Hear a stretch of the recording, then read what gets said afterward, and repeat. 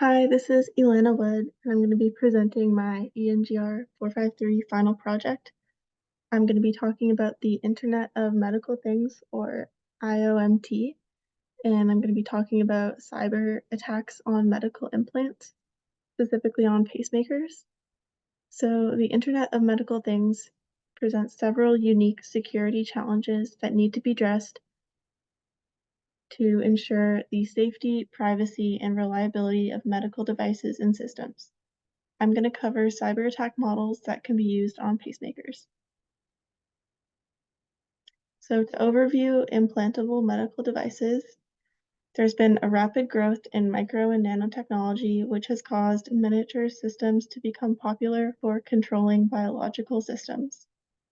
An implantable medical device is a device placed inside the body that performs specific therapeutic or diagnostic functions, often utilizing embedded electronics and technology to monitor physiological parameters or deliver targeted treatments.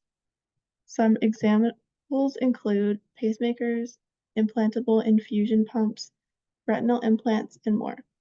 In the figure on the slide, I have a cardiac pacemaker implantable medical device. IMDs combine a lot of components, which you can see on the screen: embedded computing and control, sensing and actuation, communication interfaces, real-time interaction with external systems, data processing and decision-making, safety and reliability considerations, and more.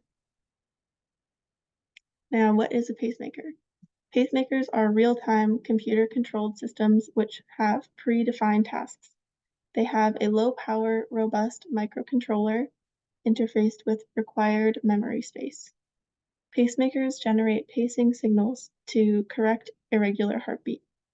So they're for individuals with abnormal heart rhythms, and they're placed under the collarbone underneath the skin, either on the left or on the right side. So on the figure, you can see pacemaker and how pacemaker leads go inside of the heart.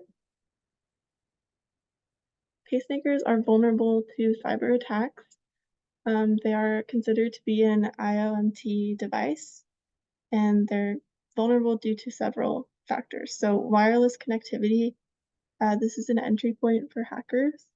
There are also lack of security measures. So before cyber attacks started to become a really big thing, pacemakers were already around, so they really weren't developed with like any kind of encryption or authentication protocols.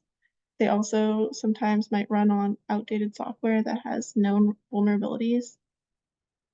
Cyber attackers can interfere with the operation of the pacemaker, and compromised pacemakers can expose sensitive medical data.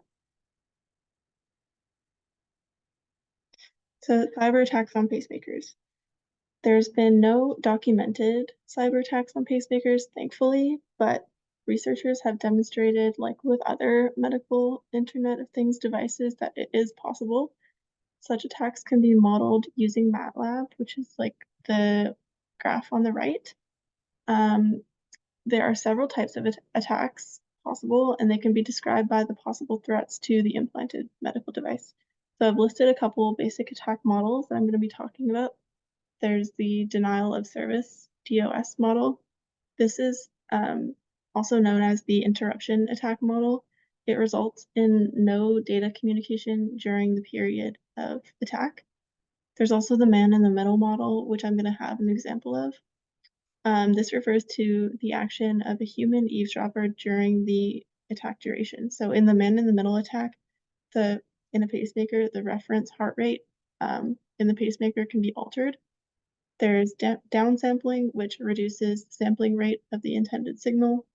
There's also control parameter attacks, in which attackers get direct access to the control system.